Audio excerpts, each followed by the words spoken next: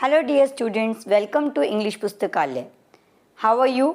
मुझे पता है आज सेट एग्ज़ाम क्लास 9th और 10th का हुआ है और सारे के सारे स्टूडेंट्स बहुत एक्साइटेड है अपने आंसर्स मैच करने के लिए, क्योंकि उनका एग्ज़ाम बहुत अच्छा गया है। तो ये रही आपके आंसर की। आइए आपके सेट एग्ज़ाम को डिस्कस कर लेते हैं। Get ready class 9 students.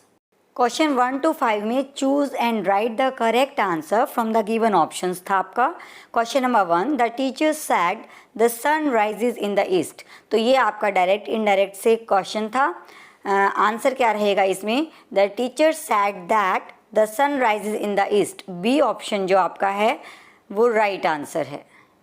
Y? क्योंकि जो साइंटिफिक ट्रुथ के सेंटेंसेस होते हैं उनमें हम टेंसेस को चेंज नहीं करते। Question number 2, Ajay said Amit came at 9। Again आपका नरेशन का क्वेश्चन है। Ajay said that Amit had come at night. A ही इसका राइट ऑप्शन है, क्योंकि आप सेंटेंस से क्लियर है कि ये वर्ब की सेकेंड फॉर्म है केम और पास्ट इंडेफिनिट का टेंस है। तो इसका रूल क्या रहेगा? पास्ट परफेक्ट में हमारा टेंस चेंज हो जाएगा। तो Ajay said that Amit had come at night. Next is he said to his servant prepare a cup of tea for me. ये जो सेंटेंस है बेटा इम्पेरेटिव सेंटेंस है। इम्पेरेटिव का रूल आपको पता ही है। आपको इन्वर्टेड कोमा हटाकर इनको ज्वाइन करना है with the help of conjunction to. He said to his servant prepare a cup of tea for me. तो राइट ऑप्शन क्या है? B is the right option. He ordered his servant to prepare a cup of tea for him. Question number 4, ये जो हमारा है ऊपर heading तो नहीं दी गई है, बट वी नो कि ये अगेन हमें चूज करना है राइट आंसर। ईदर यू और योर ब्रदर इज गिल्टी। तो जो हमारा राइट आंसर है वो है C. Next is wait here dash I come that till and not also. अब यहाँ पर आपको टाइम दिखाया है, जब तक वेट करो जब तक कि मैं आ नहीं जा तक। तो राइट आंसर क्या आएगा? Till. That is option B. Question 6 to 9 जो है बेटा उसमें आपको ट्रू फॉर करेक्ट स्टेटमेंट लिखना है और फॉल्स फॉर रॉन्ग स्टेटमेंट लिखना है।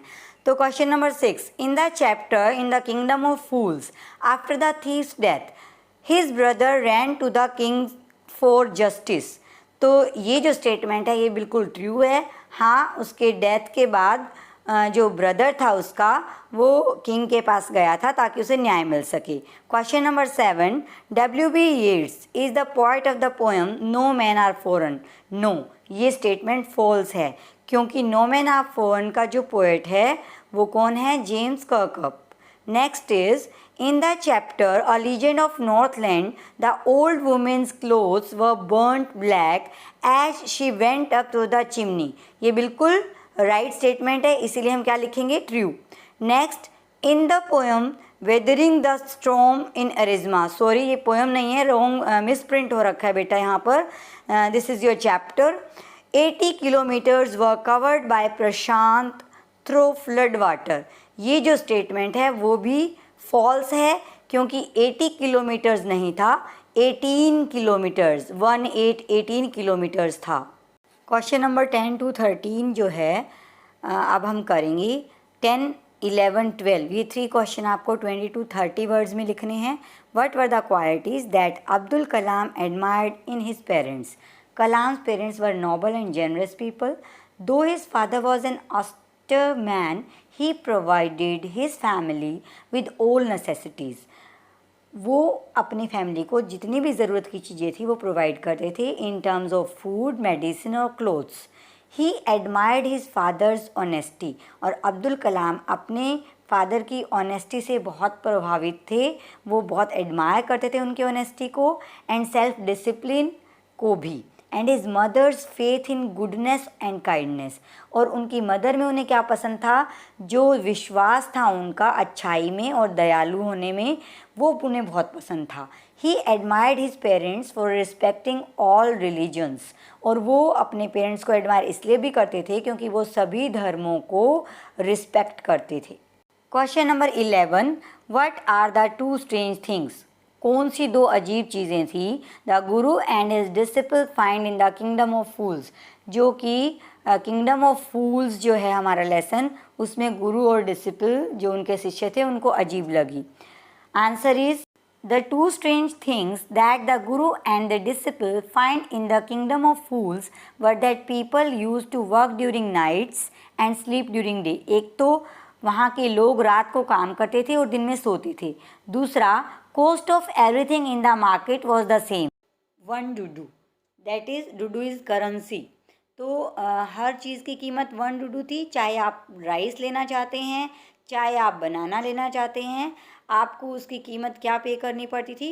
1 डुडू. Next question is from your poem no man are foreign.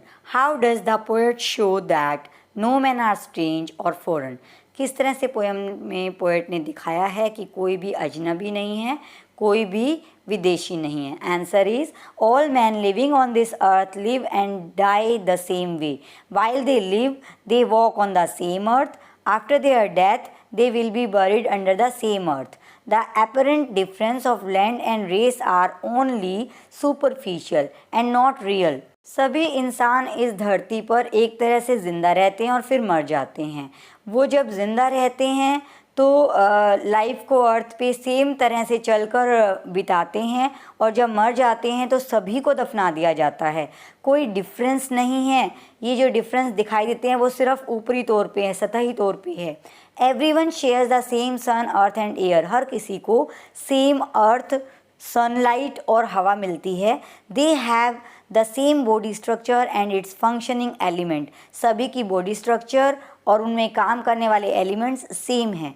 Beneath different kind of colourful dresses and faces all have the heart of man. So there should be no biased attitude towards anyone. सभी का जो है दिल वो एक जैसा है. हालांकि उनकी ड्रेसेस डिफरेंट हो सकती है, कलर डिफरेंट हो सकता है, लेकिन जो बॉडी है और उसके अंदर सोल है वो एक है. इसीलिए हमें बायस्ड नहीं होना चाहिए. किसी को भी धर्म और जाति के आधार पर बांटना नहीं चाहिए. हम आ गए हैं अपने क्वेश्चन नंबर 13 पर. आपको 2 क्वेश्चन दिए गए हैं, इनमें से कोई आपको एक करना है. How has Prashant been able to help the people of his village. या फिर आप ये करें what does Kalam say about his 3 childhood friends. मैंने आपको इस क्वेश्चन का आंसर प्रोवाइड कर दिया है. आप यहाँ से नोट कर लेते हैं और आप यहाँ से इसे अच्छे से लर्न भी कर सकते हैं. तो ये था आज का आपका set exam. I hope answer की से आपने टैली कर लिया है और आपका पेपर बहुत अच्छा गया है. नेक्स्ट एग्ज़ाम के लिए आपको all the best. Thanks for watching. Don't forget to like, share and subscribe English Pustakalaya. आपको अगर वीडियो हेल्पफुल लगा है तो please subscribe, like and share.